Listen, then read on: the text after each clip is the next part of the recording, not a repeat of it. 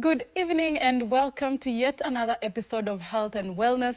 This is the show where we educate you, we empower you, and inspire you to take control of your health. My name is Chebet Birir, and today we are shedding light on vitiligo, a skin condition that affects about 70 million people in the world, and in Kenya it affects about 1 million people. And on set I have two people, Dr. Hashim Kaderbai, karibu sana, and Wangoi Nje, who are going to help us explain this condition better.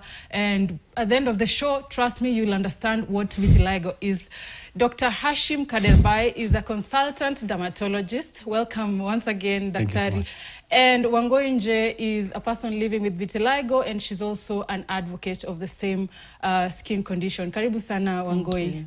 So I'm going to go directly into what exactly is vitiligo. But before that, let's have a look at this story about people living with vitiligo.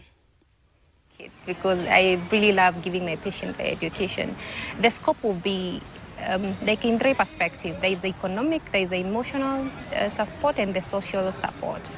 So our healthcare system is in a way that we have fewer dermatologists in the country. So you'll find if you go back in the village, the very interior of the countries, some are being told they have been bewitched, or it's a curse or something. So the health education to the patients helps them at least realize what exactly is happening. It's a curse. You slept with someone's wife, you committed adultery, the man cursed you, you are burnt. There is also, it's genetic. Maybe you inherited it from your family lineage. So they will judge you. Some won't greet you. Some will take time getting used to you. There's a lot of sensitization that has already been done within my current employer. And I think there's those accommodative aspects of people who are living differently within the bank. And as an employee, I think we get treated literally just well and just like any other person. So because of that sensitization that has already been done. This event to enhance more awareness to it and be conversant with it, embracing that we are all in this journey together. We're leaving no one behind.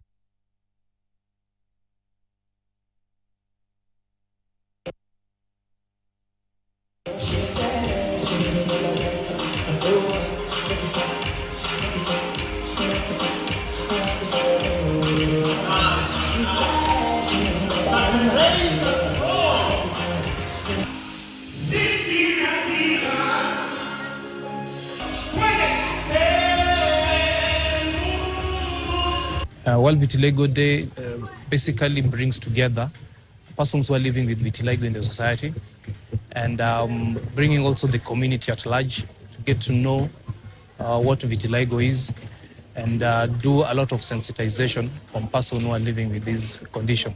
I think one of the misconceptions that people have always had is that the condition is contagious, and which is wrong. So vitiligo is just a loss of skin color. Imenitia ile nguvu ya kwamba si eti kwamba ukiwa na vitiligo sasa umetengwa kwa community. Inakupea ile nguvu kwa sababu unakutana na watu, unaona pia kuna watu ambao wameishi nayo na wamekaa nayo, pia unapata ile nguvu na at least unaona kwamba uyuko peke yako. It's easier for white people to hide.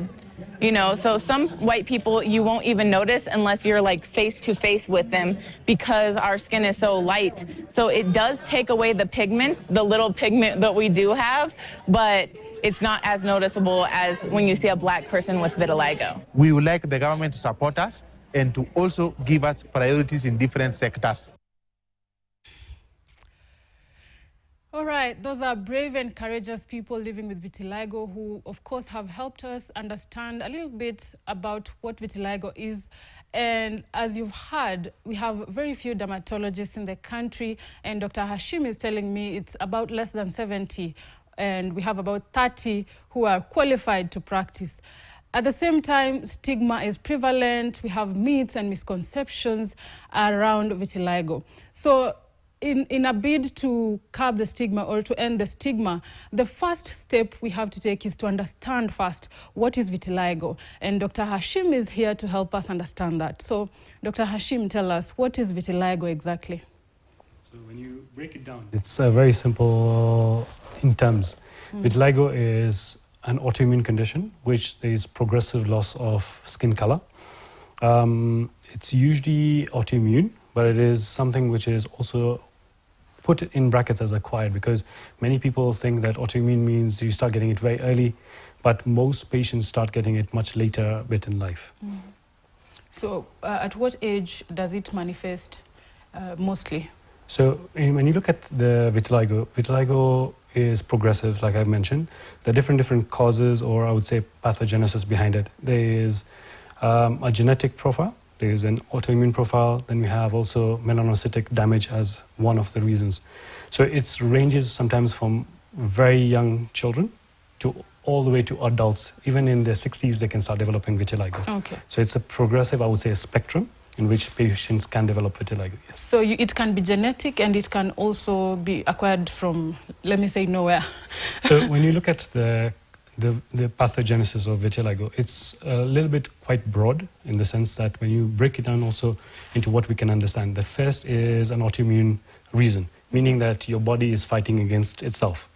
The second is genetic, which there are some genes which are, I would say, are deficient and then cause a particular representation, which is now taken as a misrepresentation, hence depigmentation occurs. Then we have melanocytic damage theory, which is by maybe oxidative stress. And then we have the melanocytic just damage on its own. So sometimes, yes, it occurs because of additional chemicals in the body. Okay. So it's what we call a multifocal pathogenesis, yes. Okay. We'll come to you, Wangoi, to explain to us your journey and how you were diagnosed. But before that, please tell us, how is it diagnosed? So when you look at vitiligo, it's a very conspicuous thing. It's just blaring, it's right out in front of you. So it's usually a clinical diagnosis. So as patients see that they're losing some melanin from their skin, which is basically why you're getting the depigmentation, you start developing whitish spots. They're usually quite discrete. They can be in any part of the body. So we have different types of vitiligo. So maybe you can come to that later. But most patients usually present to the clinic themselves, or they're referred by maybe a friend or something like that. So it's usually a clinical diagnosis, yes. Okay. Now, Wangoi, you've lived with it for close to 20 years now. Yes. Please tell us, how was it when you first realized that you had it? I got vitiligo while I was at Pangani Girls. I remember the day I was told we were in class and my deskmate kept telling me that I have chalk just here. So I tried to rub it, we tried to go to the washroom and try to just wipe it out, but I couldn't wipe out. So I decided to go to the nurse in the evening, and the nurse said she doesn't understand what was happening, so she called my parents. Okay. My parents came for me the next day and we went to a dermatologist, and that's where the dermatologist said that it's a patch of vitiligo, and I was given medication. How long did it take for you to go to the dermatologist? Immediately I told the nurse that there's a patch under my eyelid. The next day my parent was called to come and pick me up so that we go to a dermatologist. So I was given medication, but while still using the medication, a patch came behind my neck. So I started using the medication as well on the patch, and it could disappear. That was when I was in high school. But now when I finished high school, it started now showing on my tips of the fingers and also the tips of the toes, and came on my tips of the nose and tips of the lips and tips of the ears. It came actually to every tip that I had. You could see a patch of vitiligo. Okay. So we went back, of course, to the dermatologist, and now they said I had to start taking some pills. So yeah. You were a teenager then? Yes. How did it make you feel when you were told you have vitiligo? While in Pangani, since it hadn't really progressed, it wasn't that bad, but people would still really ask. Like even now when I meet with persons who used to be in Pangani with, they tell me, oh, it really, it really covered your whole body, because then it was really just a patch. But now, teenage years is when you're growing, when you're trying to understand life, understand your body, understand who you really are in the society. It took a toll on me, of course, psychosocial effects. Wondering, you see, in teenagehood, that's when you really get the time to socialize. That's in psychology. That's the social time when you get to know this is the person I'm going to be, this is what I really want to do. So it really affected my psychosocial self, and also from a psychological aspect, it really affects my mental health. But then I saw a psychologist so as to help me go through the journey. Since now it was really spreading fast, and the doctor will be able to tell you why for some persons with vitiligo, it doesn't spread, some it remains stagnant, and some it actually just blows up. So I'm part of the people who it blew up even while taking medication. Though I stopped taking medication when I'll say this, I was told by my doctor, we went to India with my parents, and I was told that if I continue taking the medication, of course it will affect my liver. So we looked at which is the better option. Is it hard living with vitiligo, or is it hard, later on in life when you're told that you have a liver condition, which is easier for us as a family? So I decided to take a chance and try be strong and live with this condition. Yeah. Do you remember the medication that you were given? No. No. I was very... Maybe Dr. Hashim will tell us that. And okay, so how has your self-confidence been over the years? Has it improved, or do you have sometimes the low moments? It really improved when I became an MCA in Nyeri, representing persons living with disabilities. It gave me a chance to go out there and look for people like myself. And that's when we started the Vitiligo Society of Kenya. That is run by different people. We have the Royal Patches and the Vitiligo Society of East Africa. It gave us a chance now to come together and see what can we do and what can I do as Wangui, given an opportunity to serve. So instead of looking down at myself, I chose to go out and serve. Those were high moments, but now on a daily basis, we all have low moments. I'm sure you have low moments, yes? Yes. There are times you might be walking on the streets and then someone will just look at you and say a snide comment and you're wondering, hey, it's just vitiligo. Where did that come from? Don't need to say such snide, Yes, and I understand it's because people don't understand what it is. And when people don't understand what it is, they tend to give themselves labels. They decide to give it a label. And that, I believe, is out of ignorance. We'll talk about that. But Dr. Hashim, tell us, what are the current treatment options that we have for vitiligo? So when you look at treatment options, you also have to think of affordability into the current aspect of treatment. So you see, it's totally dependent on also when a patient presents. So for example, like you see, you can present quite early. So you see, within a day of coming to notice the patch, you're already at the dermatologist. For some people, it takes even a couple of years for them to come back. Right? So that particular amount of vitiligo might have already become worse. So you have a mild, then you have moderate, and you have severe disease. So when you come to severe disease versus mild disease, you see your treatment management will change. So initially we have topical medications that include immunomodulators or anti-inflammatory medications, which help to bring the disease at bay.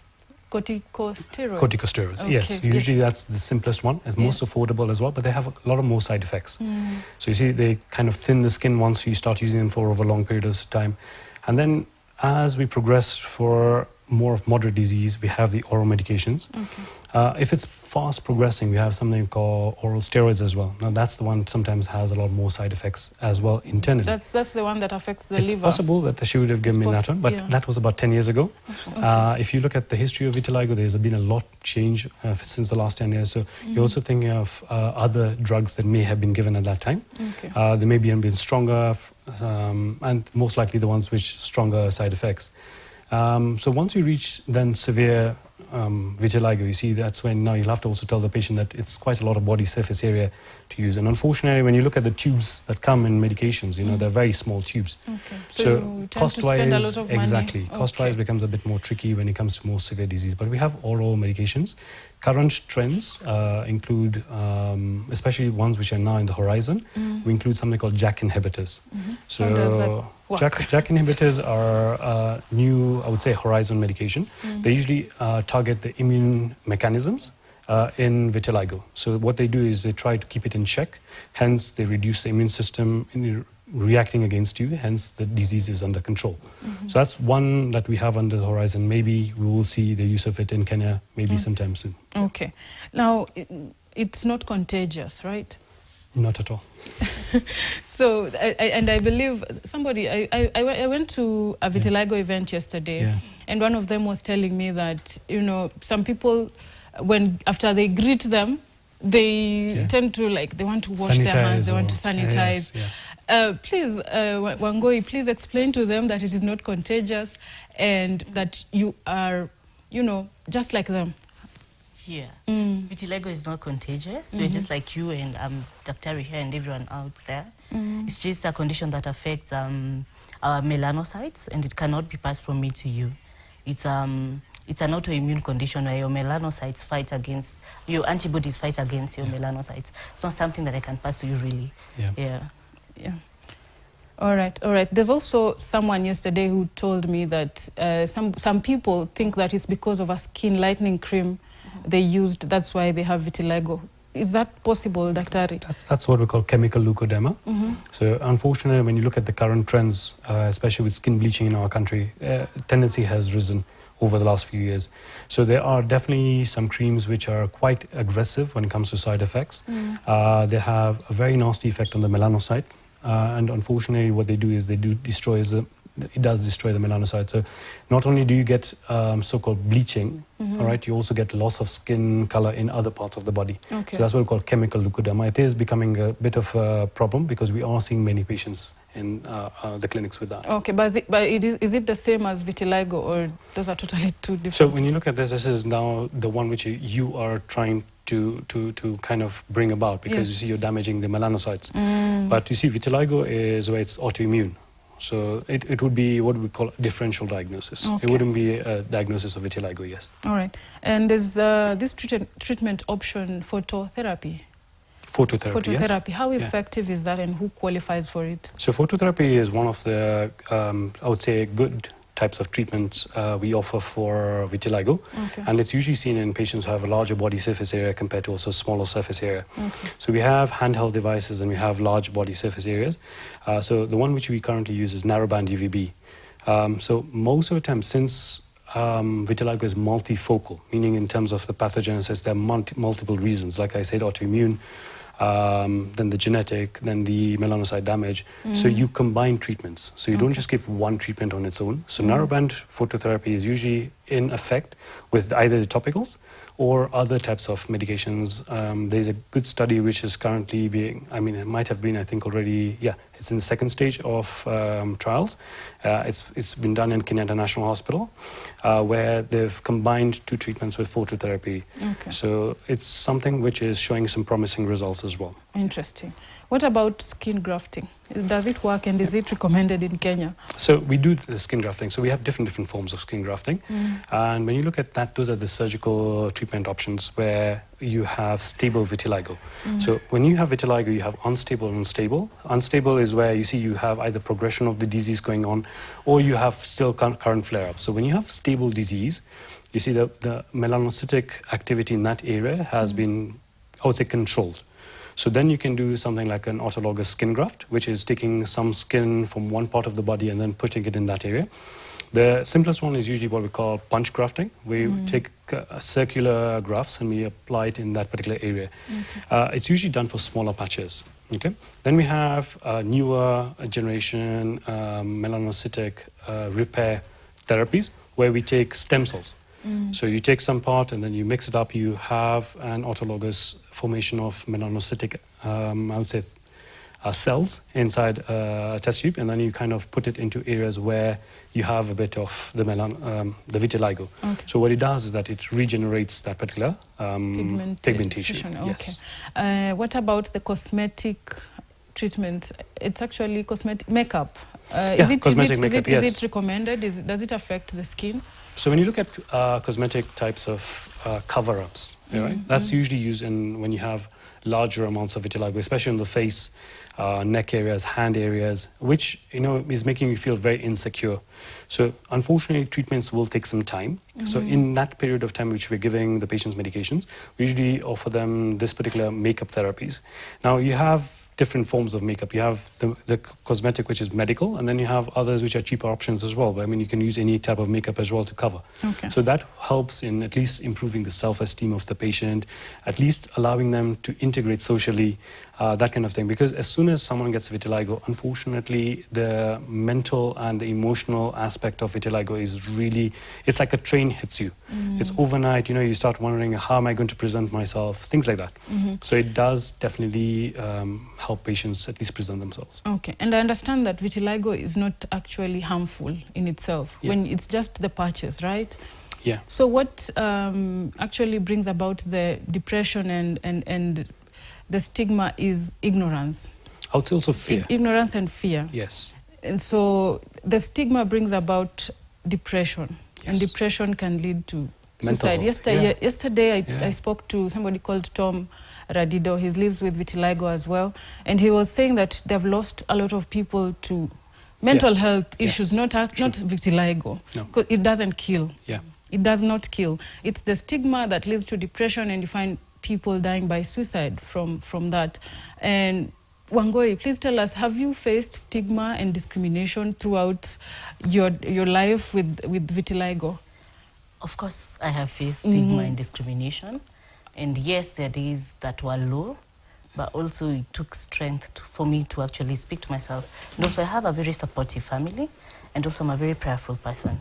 So it took a lot of strength for me to be able to talk to myself and tell myself, this is just vitiligo, it's not something that is harmful to me. It took a lot from my friends as well to just sit down with me and tell me this is not something that is affecting you in any other way. It's just your skin changing. Okay. And just like Tom said, we come from the same societies, and we've really lost a lot of people, not because of living with vitiligo, but the stigma and the discrimination that comes with it. Okay. You see, once you face stigma and discrimination, at one point you feel like, okay, why am I going out?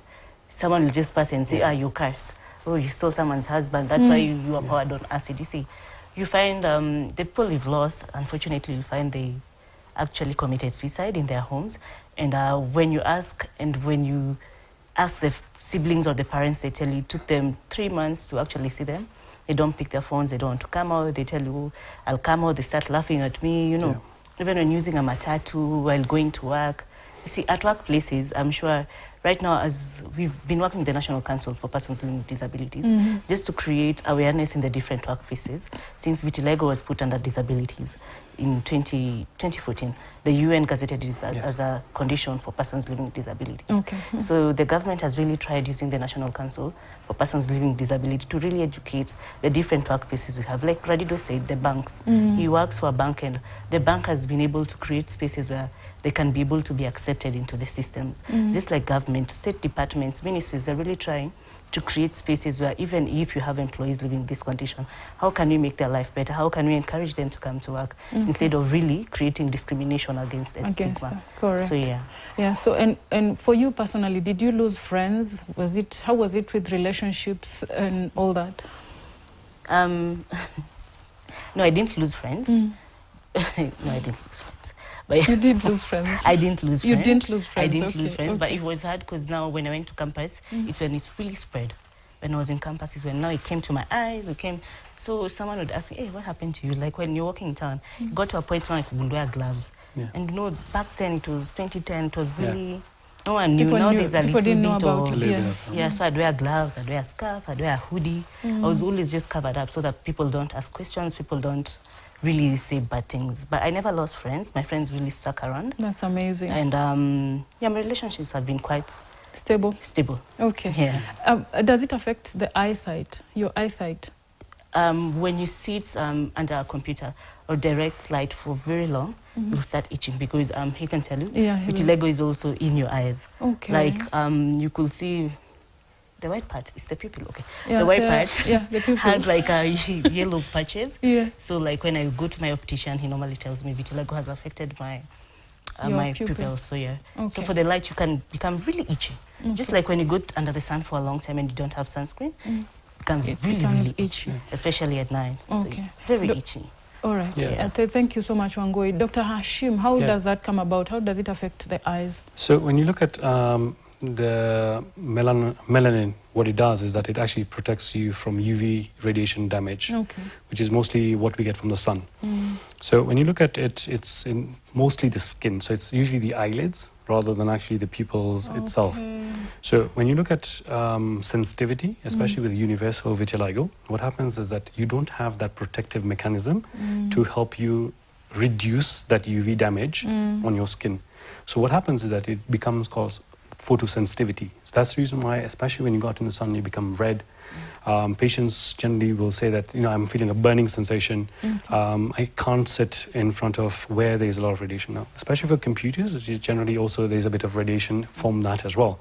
So when you look at the effect of the melanin reduction, this is what brings about these particular kind of, I would say, signs and symptoms, yes. Okay. And can diet, stress, or lifestyle affect the progression of vitiligo? Of course. So when you look at especially those three, like the way you say diet, lifestyle, and stress, stress is the highest. That's why you actually bring the stress first.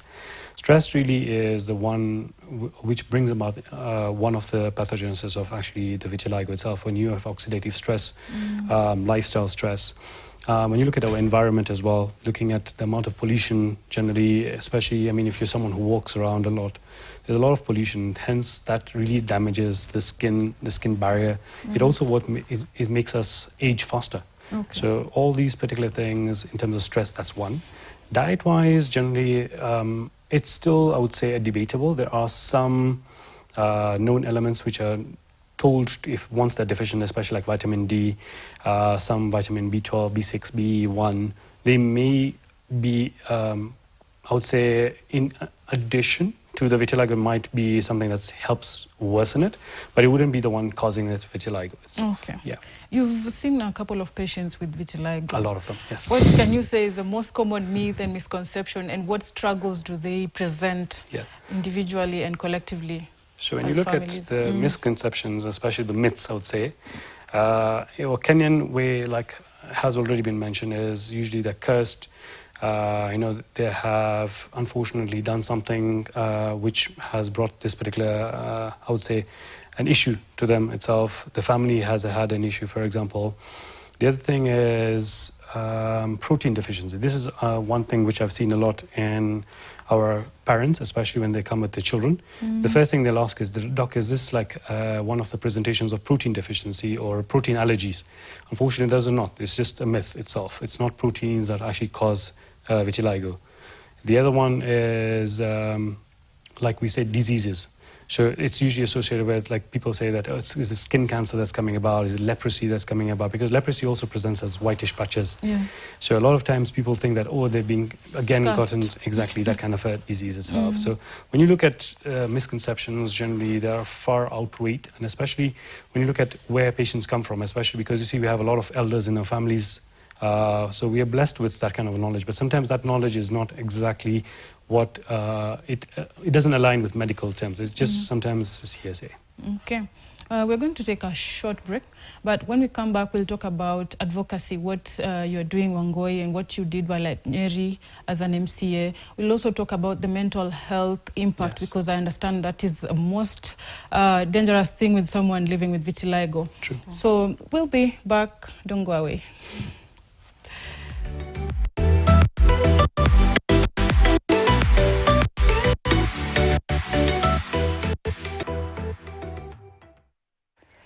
Welcome back. And before we talk about advocacy and awareness in terms of mental health and stigma, we'll preview some of the questions from our viewers. And one of them, Daktari, is directed to you. And I know you had talked about it before.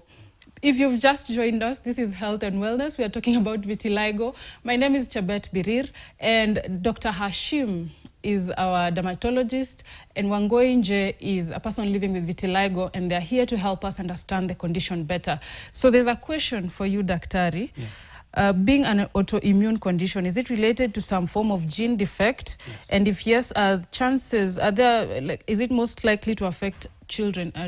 Like, can a child be born with it, and can you diagnose it at birth?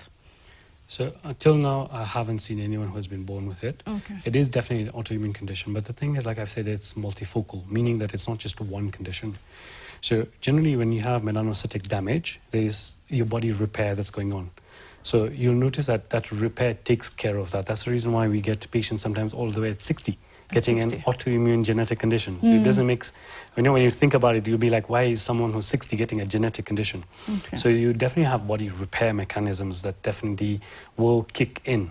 Number two, very important, like I told you, it's many other factors as well. It's not just one specific one. So it's like, especially like the autoimmune is the gene defect. So there's a tyrosinase, there's different genes. There's mostly the T inflammatory pathway, which we come to it, and it's the one which is affected. It's the one that's causing that fight inside you, causing that particular vitiligo. But the thing is that you see, it's not birth kind of a thing. You may get it at maybe about, the youngest I've seen is about 1 month to 2 months of age, and they had it just a very small patch. We manage it with just medication because the parents, as soon as they saw it, they brought the child, right? But it's often misdiagnosed as well. Okay. There are many other differential diagnoses that may look like vitiligo, but are not vitiligo. So a child can be born with a patch, and can you be sure that that is vitiligo? So that one most likely would be pityriasis alba. They usually come around the cheeks. It's one of the most commonly misdiagnosed conditions as vitiligo we see as dermatologists.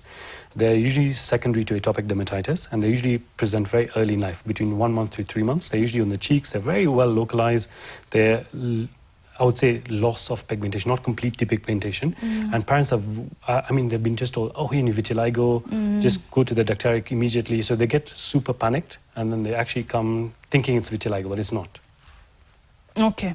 There's another question here from one of our viewers. If someone has noticed white patches on skin, could it be a sign of vitiligo? We have these common little patches that appear on the skin. Yes. I have also heard it, but Yes. it disappeared after a while. Yeah, exactly. What exactly is that? So you see, like I said, we have differential diagnosis of vitiligo. The other second condition, which I've commonly seen mistaken in my practice, is what we call pityriasis vesicola, which is a fungal infection, like most likely the one you have. They're very discrete patches. They're usually around the chest, the back, the arms. They usually Around the eyes? Sometimes that is a different one. We'll come to that one. But this one usually presents as light scaling and often very confluent patches. So people think that, oh, this is vitiligo, they come with that. Then we have the second one, which is pityriasis alba. It's seen in many patients with eczema. So like the cheeks, the neck, sometimes the arms, things like that. Then we have the other one, which is seen in elderly individuals. I think we were talking this a bit earlier, is idiopathic gutted hypomelanosis. They're usually very, very specific ones. They're seen on the legs. They're sometimes seen on arms. They're usually progressive. Sometimes patients will see 1, 2, and then it starts getting more and more and more, and they start getting worried that, oh, these are now getting many in number. Yeah. That's when they start getting to the hospital. But that's actually a very benign form of a condition which is seen in generally adults. It's often mistaken because, there's this practice we have, especially of sitting next to a fire or the charcoal jiko. So people think that heat is the one that's causing that particular kind of a damage. It's mostly because of the dry skin that we get those patches. All right. I think we need a separate show to do an A to Z of skin diseases. True. All right. Now, there's another question. Hello, I'm watching your show. I was wondering if you could be interested in tried and tested herbal remedies for vitiligo. I think that's directed to Wangoi, but before we come to you, Wangoi, Daktari, are herbal remedies recommended? I would not recommend herbal conditions. Herbal mixtures as well, because the first thing is I don't know who's prepared them. Second thing, very important, I don't know what's inside them. Now, unfortunately, with vitiligo, it's a desperate scenario. So our patients usually are clinging to everything. Now, unfortunately, in our market, we have so-called healers, and they're making all these funny things which are available in markets.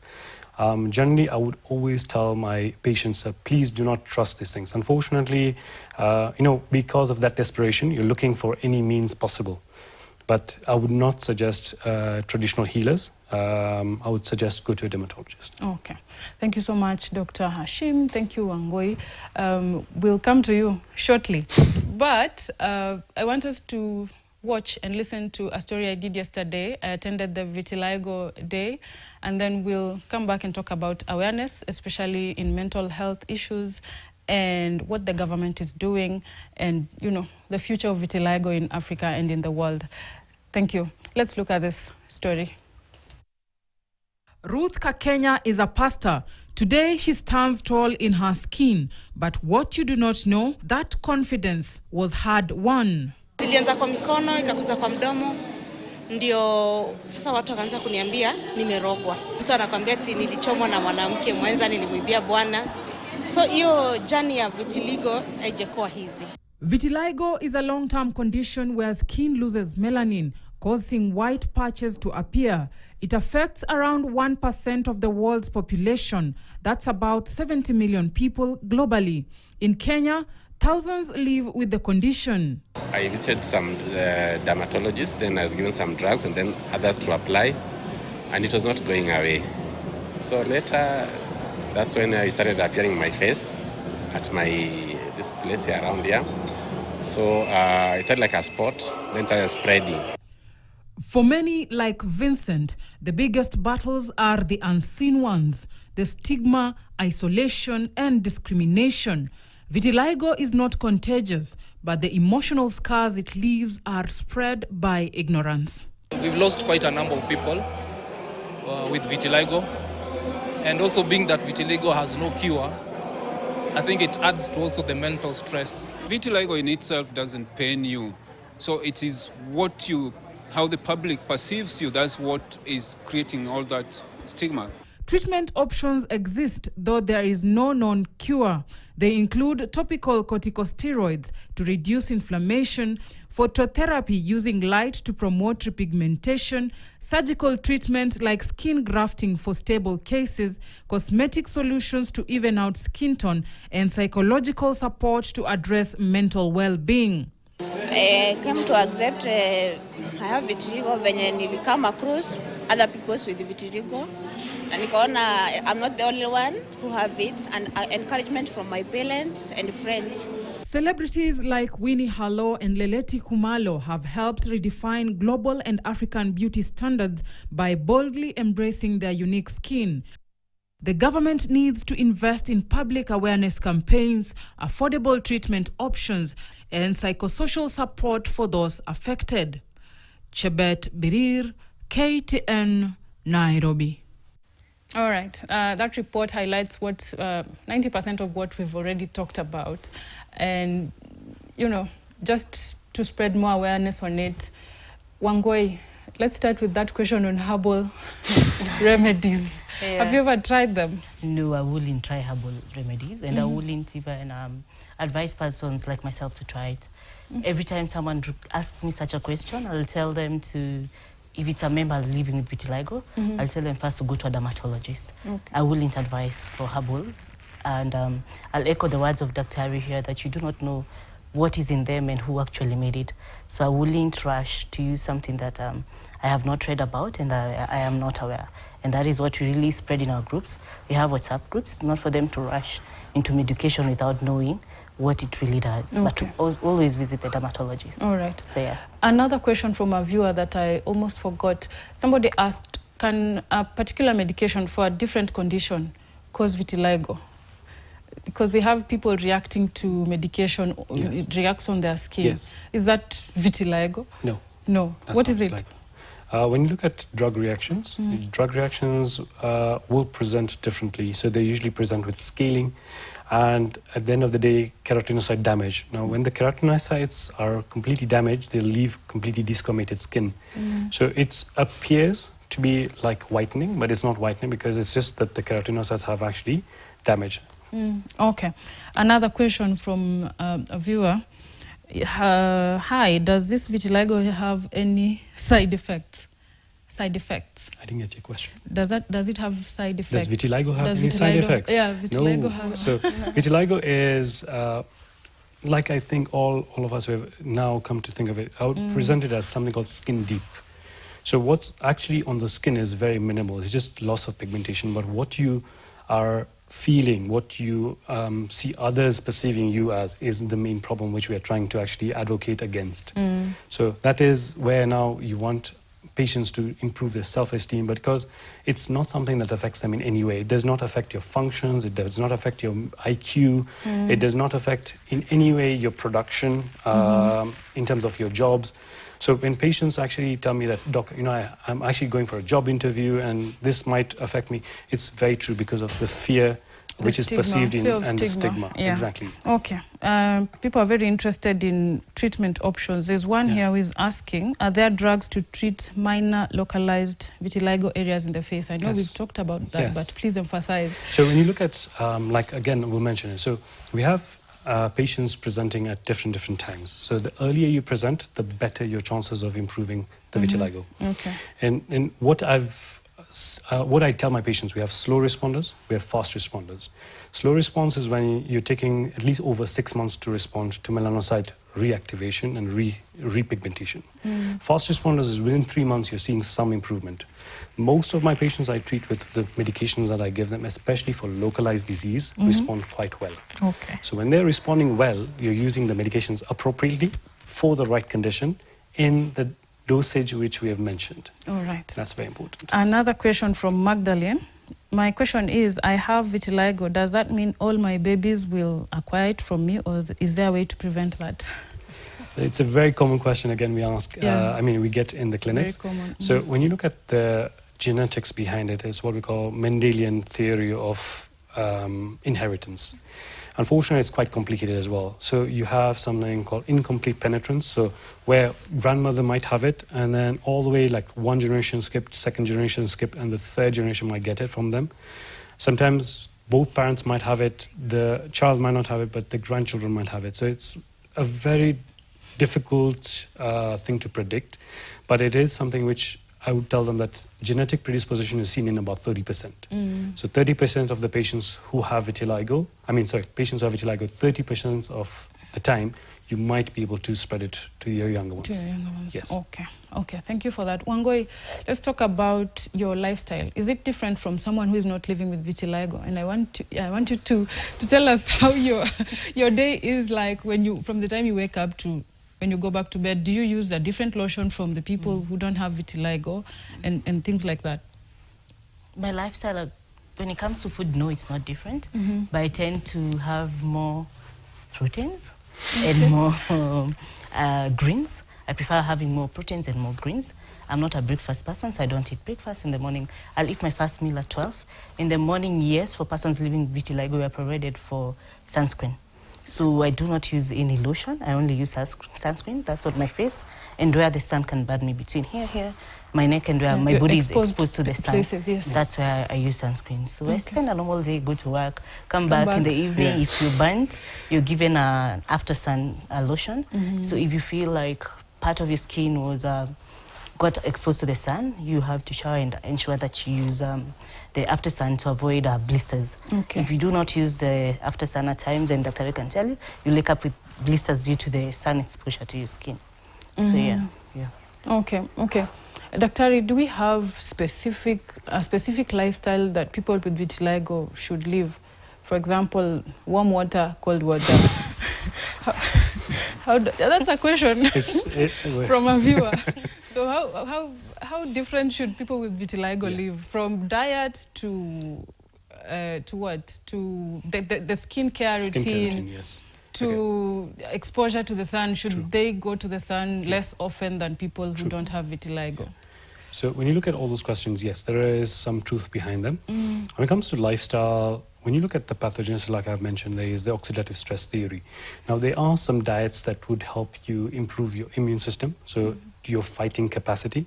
It also reduces the inflammation that's going on in the body. So, for example, vitamin B-rich foods, zinc-rich foods, generally foods that have an antioxidant potential, right? All those generally have, in somewhat ways, been proven to have a little bit of a benefit in vitiligo, but not like a complete cure. So it's not that your lifestyle will depend and it will completely cure. Exactly. Yes.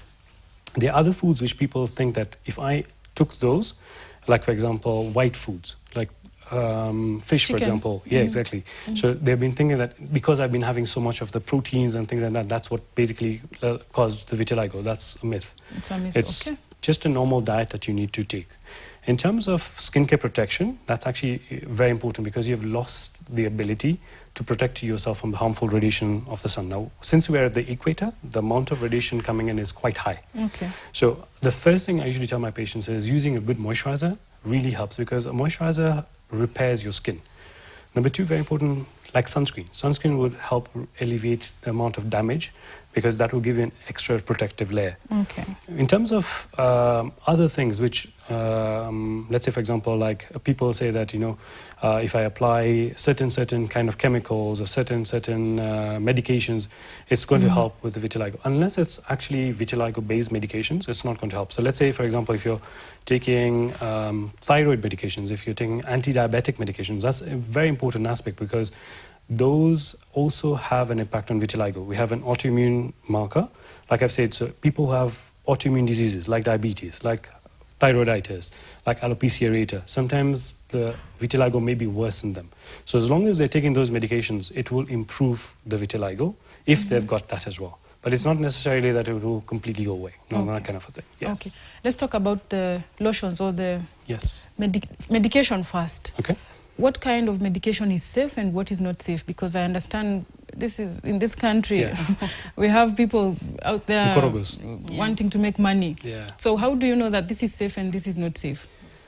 So pharmaceutical-based medications would be safe. Anything which is you buy from a pharmacy, which has research or evidence-based backup, would be safe medications for vitiligo. There are different stages and how we treat vitiligo based on presentation. We give different medications. So, like for example, topical corticosteroids. Okay, we have low potency all the way to high potency. So high potency steroids actually have a bleaching potential. So if you abuse the steroid, not only are you going to just not get the vitiligo back, you might actually cause bleaching in the other areas of the skin. Second thing, it actually causes atrophy. So it makes the skin very thin.